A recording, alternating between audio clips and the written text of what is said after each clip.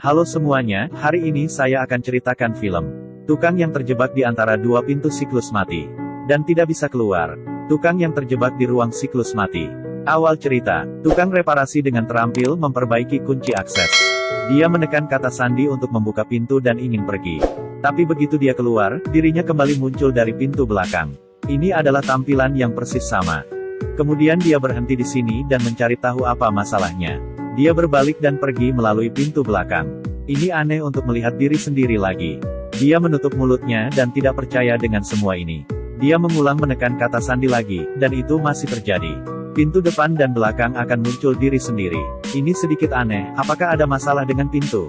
Dia menggunakan tas untuk menahan pintu. Dia pikir jika dia berlari dengan cepat maka bisa keluar. Kemudian dia mulai berlari dengan cepat. Melihat situasi ini, tampaknya dia tidak bisa berlari keluar dari sini. Ini sangat aneh, menakutkan untuk dipikirkan. Jangan panik ketika ketemu masalah, makan yogurt dulu agar tidak ketakutan. Ini bukan masalah besar, makan dulu Indomie agar tidak lapar. Saat ini harus menenangkan diri untuk mencari jalan keluar. Jika sudah putus asa dari awal, maka akan selamanya terkurung di sini. Dia melemparkan bungkus Indomie keluar, dan bungkusan mengenainya melalui pintu belakang. Dia terjebak dalam ruang siklus mati ini, dan tidak bisa menelepon polisi ataupun memanggil seseorang. Dia hanya bisa mempelajarinya sendiri. Waktunya untuk menggunakan otak. Dia mencoba untuk menyentuh dirinya yang lain, tapi dia tidak bisa mencapainya. Jika dia bergerak, dirinya yang lain juga ikut bergerak. Buka pintu depan, pintu belakang ikut terbuka. Ini terulang tanpa henti. Dia tidur di lantai dan ingin putus asa. Dinding ini juga sangat kuat. Tidak mungkin untuk memecahkannya. Tukang mencoba dengan pengukur dan palu baja. Dia sudah menggunakan semua alat tapi tidak ada gunanya. Dia berolahraga sejenak untuk menenangkan diri. Kemudian tertidur sebentar untuk memulihkan tenaga. Dia mulai bermain dengan dirinya yang lain. Kemudian dia mulai bermain dengan seru. Seperti sendirian di rumah. Bahkan menggunakan pengukur untuk bermain lompat tali. Hingga pengukur hampir patah. Terakhir pengukur patah karena memukul pintu. Dia berjongkok di sudut sendirian. Ketika menggeser pisau, dia membuat suara berirama. Dan dia mulai menari. Dengan menari dia tidak merasakan kesepian lagi. Tukang yang semangat harus tetap bertahan agar bisa keluar. Dia mulai berulang kali membuka pintu. Dia sangat marah dan mengetuk pintu. Kali ini terdengar suara mesin yang berhenti. Kedua pintu terkunci, akankah dia mati di sini? Tukang bertindak cepat untuk memperbaiki kunci pintu. Dalam proses ini, sebuah bola hitam tiba-tiba masuk dari pintu belakang. Kemudian bola pergi lagi.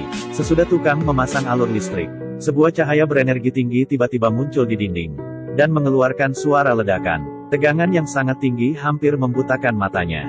Tukang segera memutuskan kabel dan ruangan kembali tenang. Dan saat itu pintu belakang tiba-tiba terbuka.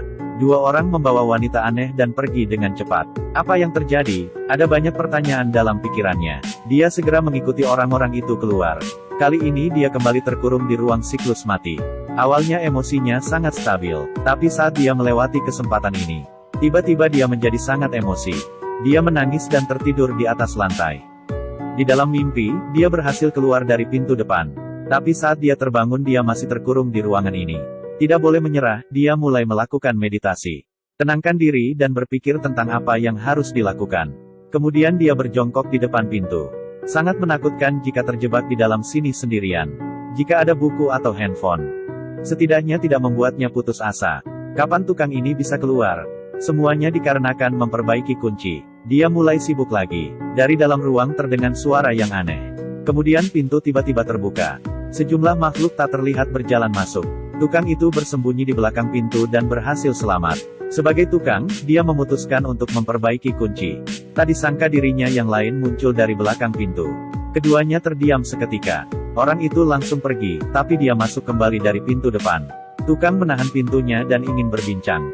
Saat menahan pintu depan maka pintu belakang tidak bisa dibuka. Kemudian dirinya tidak bisa menerima kenyataan ini. Lalu seluruh badannya bergemetar dan muntah. Kondisinya membaik. Keduanya mulai menenangkan diri. Mereka berdiri di sisi masing-masing. Mereka tidak banyak berbincang. Tidak ada hal yang perlu dibincangkan pada diri sendiri. Tak lama kemudian tukang sebelumnya mulai putus asa. Dia tidur di sudut sendirian. Dan yang lain membuka kaos kaki dan terus berpikir. Ada ide yang berani dan matang dalam pikiran. Keinginan seorang pria yang terampil untuk bertahan hidup sangat kuat. Dia memutuskan untuk merobek pakaiannya. Minum yogurt dari orang lain. Untuk mengisi tenaga, yogurt yang tersisa tidak dibuang.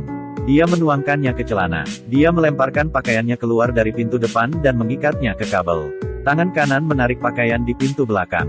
Langkah demi langkah di tepi kematian. Energi tinggi akhirnya tiba. Dia menyentuh kabel untuk membuat korsleting. Dia menyentrum kedua orang hingga pingsan dan menghentikan siklus ini. Tidak lama kemudian, ketika dirinya yang lain terbangun, melihat semua di depannya, dia berteriak minta tolong. Dia tidak melihat cahaya dari pintu depan. Dia pergi ke pintu belakang yang gelap. Dan tukang yang pingsan saat terbangun kembali. Dia membuka pintu depan dan melihat cahaya. Dengan usaha sendiri mendapatkan kehidupan baru. Film ini berjudul The Monk in the Cycle Space. Film ini bercerita tentang tukang yang terjebak dalam siklus mati. Dan cara dia menyelamatkan diri sendiri. Kehidupan di dunia, mau tidak mau akan menghadapi dilema sementara. Walaupun berusaha akan tetap di tempat itu. Ke dalam siklus mati, hanya tetap optimis. Terus berpikir agar bisa keluar dari siklus mati ini. Menghadapi dilema yang sama, orang pesimis akan putus asa setelah berusaha sedikit. Pada akhirnya hanya akan jatuh ke dalam kegelapan. Hanya mereka yang positif bisa keluar dari siklus kematian.